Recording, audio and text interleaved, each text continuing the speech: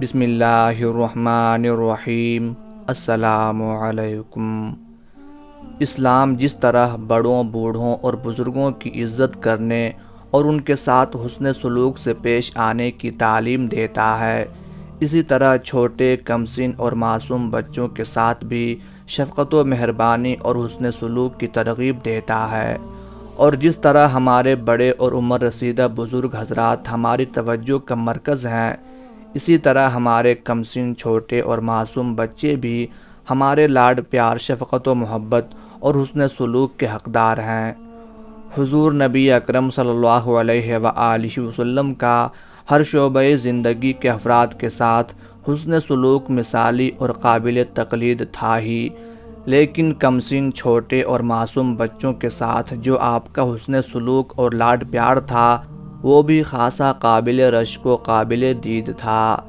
چنانچہ حضرت ابو قتادہ رضی اللہ تعالی عنہ فرماتے ہیں کہ ایک مرتبہ نبی کریم صلی اللہ علیہ وآلہ وسلم باہر ہمارے پاس تشریف لائے۔ آپ صلی اللہ علیہ وآلہ وسلم کے کندھے پر آپ صلی اللہ علیہ وآلہ وسلم کی نواسی حضرت امامہ بنت ابی العاص رضی اللہ تعالی عنہا بیٹھی ہوئی تھیں۔ آپ صلی اللہ علیہ وآلہ وسلم نے اسی طرح نماز پڑھنی شروع کر دی۔ جب رکوع میں جاتے تو انہیں نیچے اتار دیتے، اور جب سجدے سے سر اٹھاتے تو انہیں پھر اٹھا کر بٹھا لیتے۔ حضرت انس رضی اللہ تعالی عنہ فرماتے ہیں کہ ایک عورت اپنی 2 بیٹیاں لے کر حضرت عائشہ رضی اللہ تعالی عنہا کے پاس آئی۔ حضرت عائشہ رضی اللہ تعالی عنہا نے اسے 3 کھجوریں دیں۔ اس نے ہر بیٹی کو 1 کھجور دی اور 1 کھجور اپنے منہ میں رکھنے لگی۔ وہ دونوں بچیاں اسے دیکھنے لگیں۔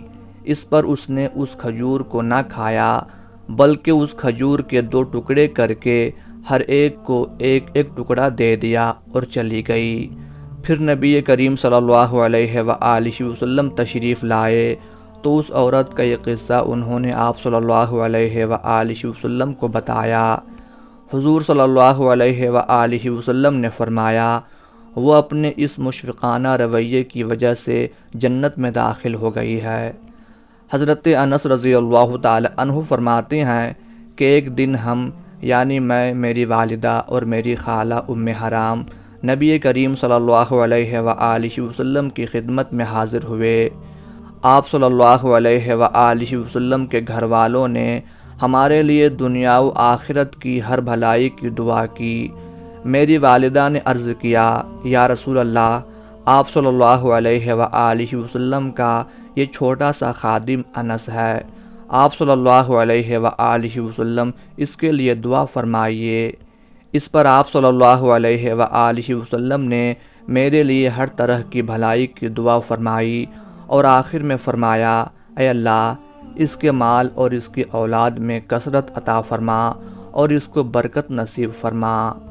حضرت انس رضی اللہ تعالی عنہ فرماتے ہیں کہ میں نے 10 سال حضور صلی اللہ علیہ وآلہ وسلم کی خدمت کی۔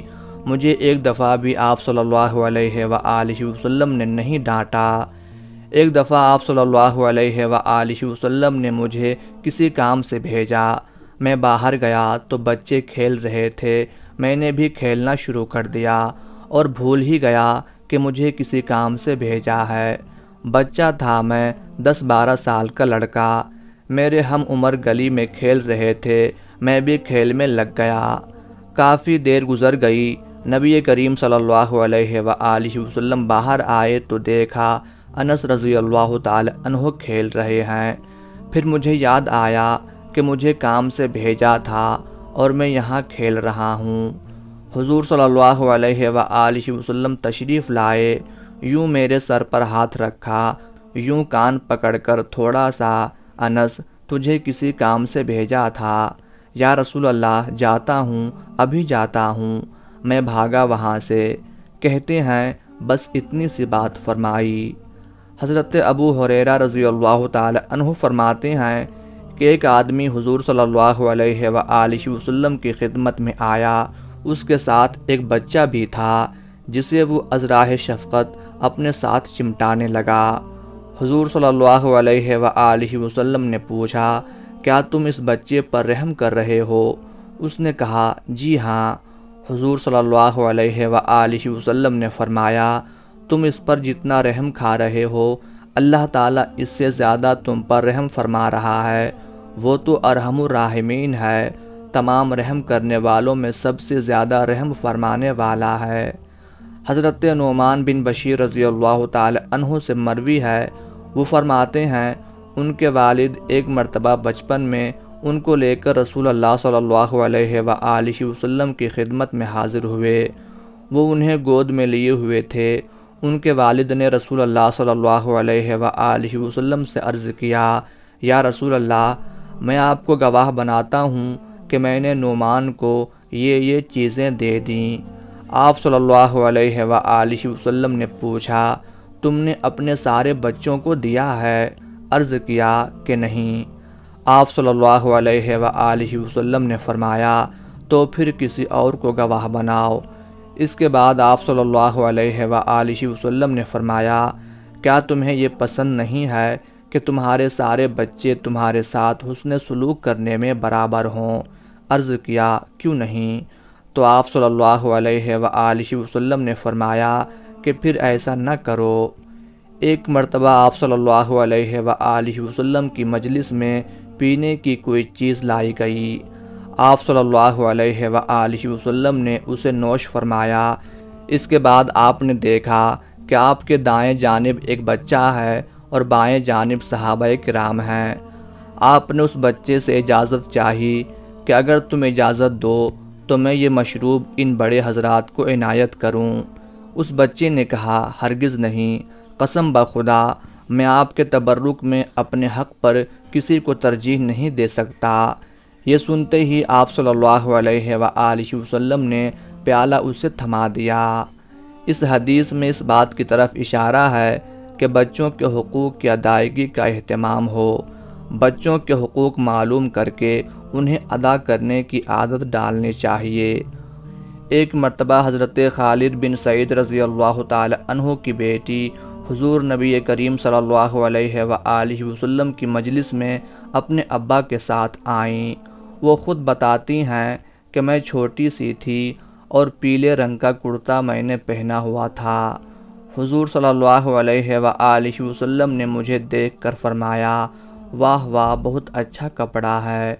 پھر میرے والد تو نبی کریم صلی اللہ علیہ وآلہ وسلم کے پاس بیٹھ گئے اور میں آپ کے دونوں شانوں کے درمیان پچھلی جانب جو مہر نبوت تھی، ایک ابھری ہوئی کبوتری کے انڈے کی طرح جس کے ارد گرد بالوں کی لکیر سی بنی ہوئی تھی، اسے مہر نبوت کہا جاتا تھا، اس سے کھیلنے لگی۔ تھوڑی دیر بعد جب میرے والد صاحب کی نظر پڑی تو انہوں نے مجھے وہاں سے ہٹانا چاہا اور ڈانٹ کر مجھے اپنے پاس بلا لیا۔ تو حضور نبی رحمت صلی اللہ علیہ وآلہ وسلم نے فرمایا چھوڑو بھائی، اسے کھیلنے دو۔ ساتھ ہی یہ دعا بھی دی پہنتی رہو اور پرانا کرتی رہو۔ 3 بار آپ صلی اللہ علیہ وآلہ وسلم نے یہ دعائیہ جملہ ادا فرمایا۔ پھر یہ خوشبخت بچی اپنے آقا صلی اللہ علیہ وآلہ وسلم کی دعاؤں میں مست مہر نبوت کو پکڑتی، چومتی اور اس کے ساتھ کھیلتی رہی۔ سبحان اللہ، کیا قابل رشک بچی تھی۔